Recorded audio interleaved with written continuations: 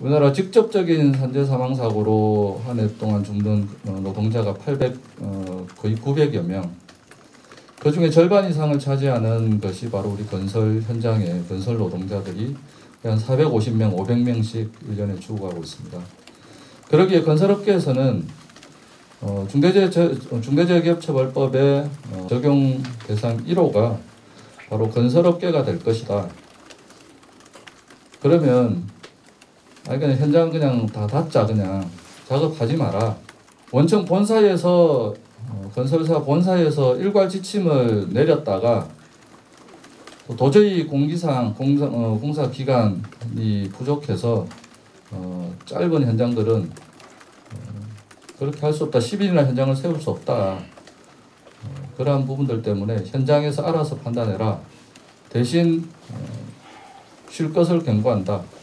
세상은 바뀌지 않았다. 중대재해처벌법 시행을 앞두고 기업은 현장의 안전을 확보하는 대신 도망갈 궁리부터 했다.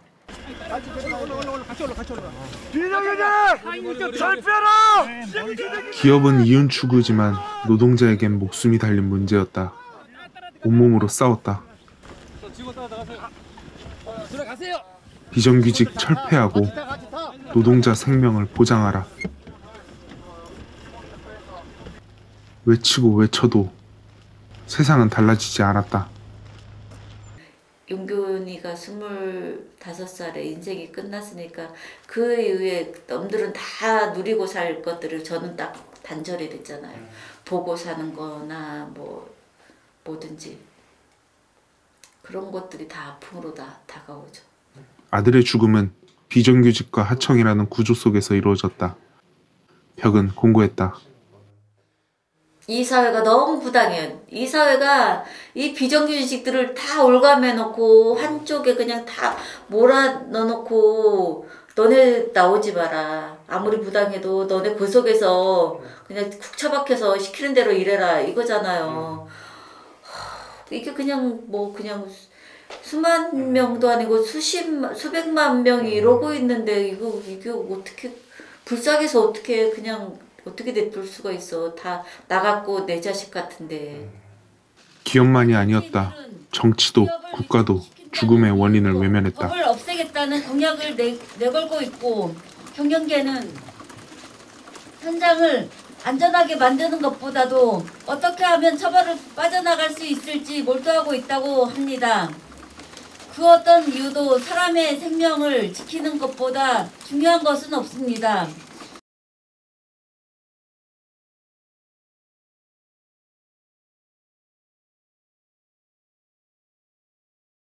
지난 1월 27일 중대재해처벌법 시행령이 시작되던 날 참다 못한 노동계가 나섰다.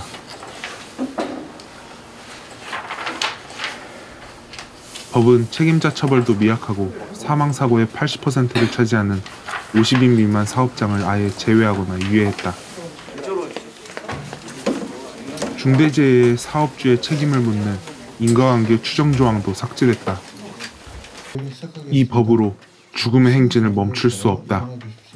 오늘 노동계가 기자회견을 연 이유다. 산업재해가 있었고 또 산업재해가 이어지고 있습니다. 아직도 돌아오지 못한 가족들이 있습니다. 이런 문제들을 기자회견은 세상을 떠난 노동자를 기리는 묵념으로 시작됐다. 그것을 함께 결의하면서 묵념하겠습니다. 일동 묵념.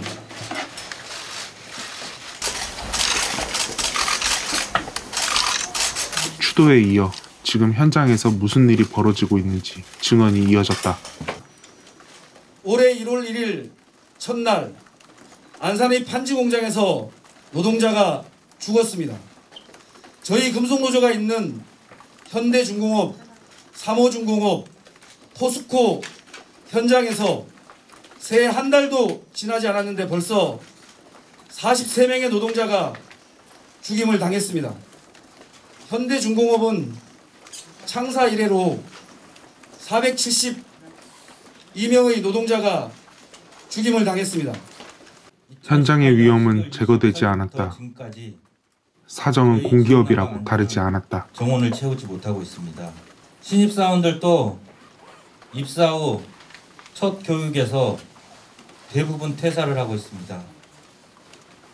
안전한 업무 환경이 보장되지 않는 곳에서 일하고 싶은 사람은 없습니다. 또 모 회사에 맨홀 내부에 추락 사고를 방지할 안전 발판을 설치해달라, 고정사다리를 설치해달라, 안전 인력을 충원해달라, 아무리 말을 해도 개선되고 있지 않습니다. 책임을 져야 할 공기업들이 자회사를 만들어 자회사의 책임을 떠넘기고 있기 때문입니다. 아들 용균의 죽음도 그랬다. 기업과 정부는 책임지지 않았다. 죽음의 책임은 노동자에게 전가됐다. 노동자도 사람이다. 법이 강화되지 않고선 사람을 살릴 수 없다. 김미숙 씨는 화가 난다. 우리는 앞으로 사람을 중시하지 않는 마인드로는 기업을 할 수 없도록 만들어야 할 것입니다. 이제 우리는 다시 시작입니다. 앞으로 노무를 제공하는 모든 노동자에게 전면 적용시킬 수 있도록 재개정 촉구에 나서야 됩니다. 마주해야 돼요, 사실. 내 자식은 아니지만 저 자식들, 저 가정 깨졌을 때 저 자식들의 아픔이 어떤지, 저 사람들이 결국 내가 될 수도 있다라는 거를 인지를 해야 된다는 거죠. 시행령을 앞두고 기업들은 안전인원을 늘리고 설비를 보완하는 대신 처벌을 피하려 대형 로펌과 계약을 맺었다. 로펌은 중대재해법 특수를 누렸다. 실질적인 경영 책임자 강력 처벌하라! 작업장은 죽음의 일터였다. 지난해 김용균 3주기를 50일 앞두고 발전소 비정규직 노동자들이 공개한 영상은 충격적이다.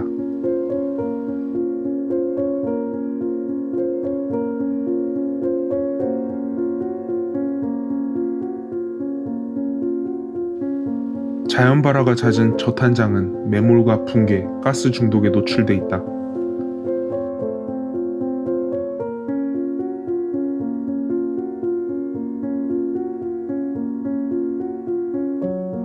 분진 폭발은 수시로 노동자의 등 뒤에서 터진다.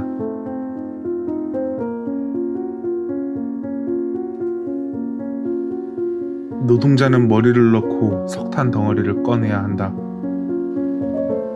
모두 비정규직 하청 노동자의 몫이다. 목숨 건 싸움을 시작했다. 사내 하청 노동자 불법 파견을 중단하라며 청와대 앞에서 기습 시위를 벌였다. 원청이 하청에게 위험한 작업을 떠넘기고 원청은 아무 책임도 지지 않는 위험의 외주화를 멈추라고 울부짖었다. 노동자를 죽음으로 내모는 근본 원인인 비정규직을 철폐하라 외쳤다. 노동자들의 절규는 받아들여지지 않았다. 대통령! 비정규직과 만납시다!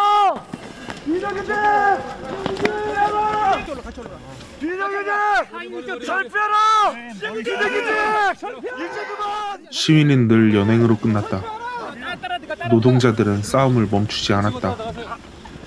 고용노동청을 점거하고 검찰청 안에서 농성을 이어갔다.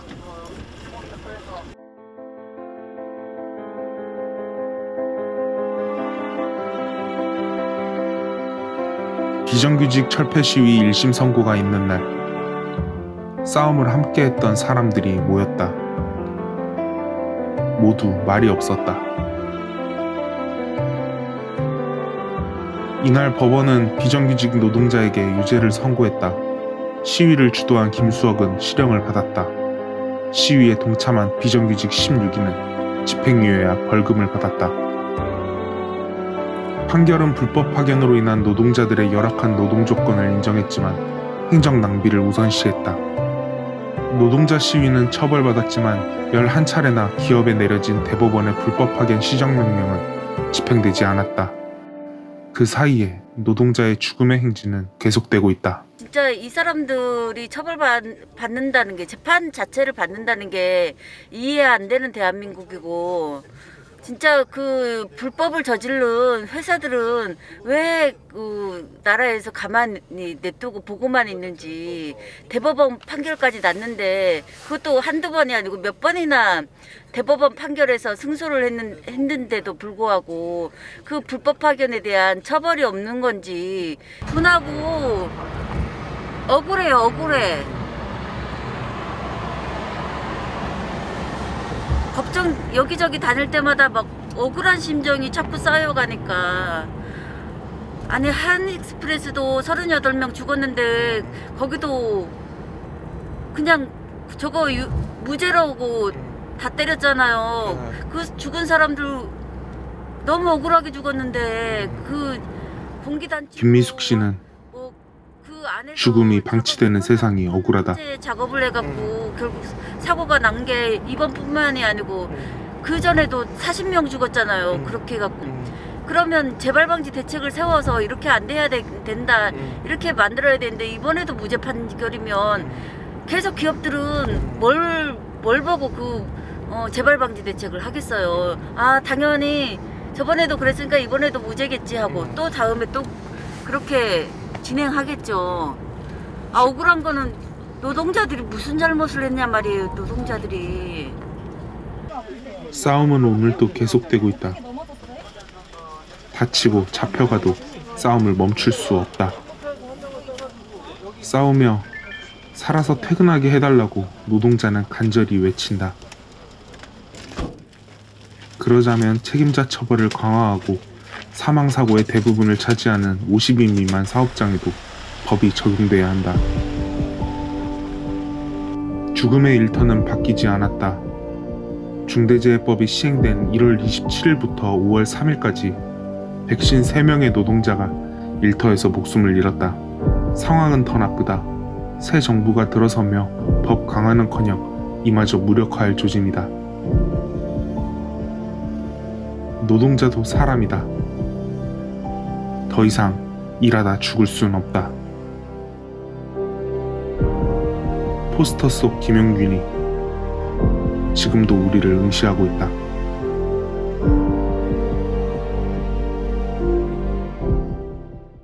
그거 있잖아. 너 이름을 불러주는 꽃이 피었다. 오늘 현숙이 꽃이 폈어.